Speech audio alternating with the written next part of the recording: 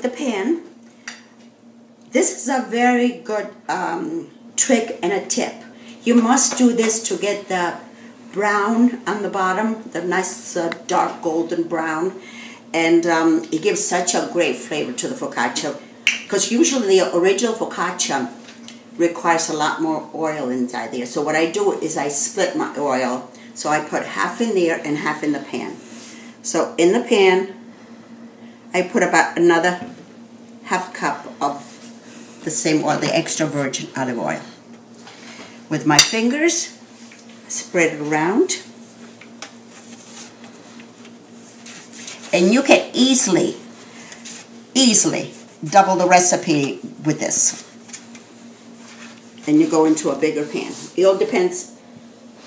So double all the ingredients and make a bigger loaf? Yes, you can make a bigger loaf. So now I take my loaf, which it's wonderful because my hands are with the oil and it doesn't stick, so I'll do my other. And you put in there and you press and you press. So it's not, because once this rises, we have to let it rise for, it all depends on how warm it is, but I would say anywhere between an hour and a half. It looks like there's a lot of oil in there. But you need that because usually I put the oil inside the dough. Man, I could smell it. It smells delicious. Isn't that wonderful? Okay, so can you imagine years ago, probably they used to do this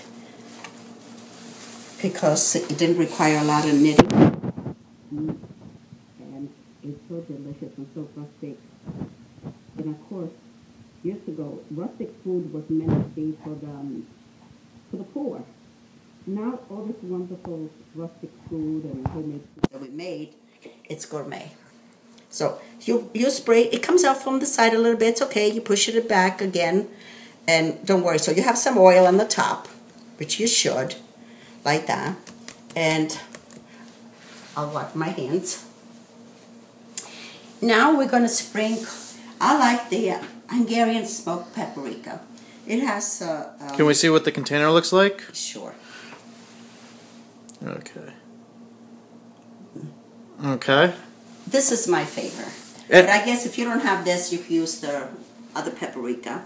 Okay. So, and it gets sprinkled on top. How much it gets sprinkled on top, I don't measure. I just go, this is what I do. Now, does everybody use the paprika on their focaccia? No, you don't have to do it. But I think it gives it a little more flavor because it's got with the oil, and when it rises, kind of, you know, goes in with the dough, the flavor, and it looks nice. It has more of a rustic look. So I put, that's how much I put in. Yeah, you don't totally cover up every little piece of it, but you want to sprinkle like that. So now what I do is I cover it, this, and I try to keep it in a warm place for about, sometimes I put 2 towels on, it all depends. Usually a good place is, what I do is when the weather is not very warm. Oh, and if you don't want to get your towel dirty or full of oil, this is what I do. I'm going to show you another tip. You get plastic wrap and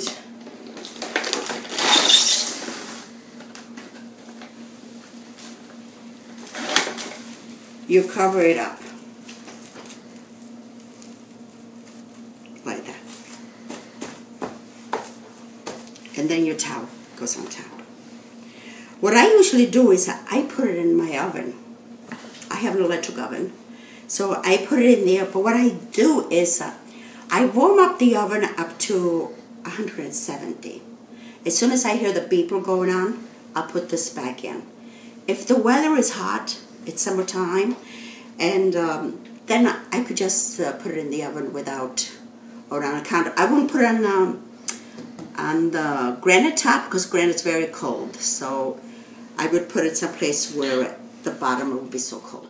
So you'll put the oven on warm, 170. I'll put it on 170. And then will you turn it off? And then as soon as it beeps, I turn it off and I put this in, covered.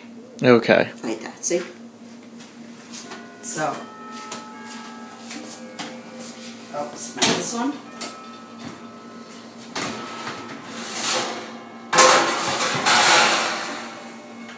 And I'll put it here.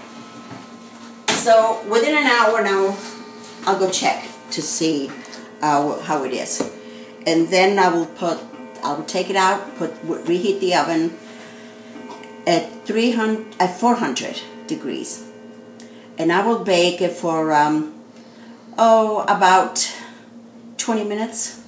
Okay, so why don't we come back to it when it's risen and we're ready to put it in the oven. We'll do some more details. Meanwhile, I'll clean up and get ready for the next step.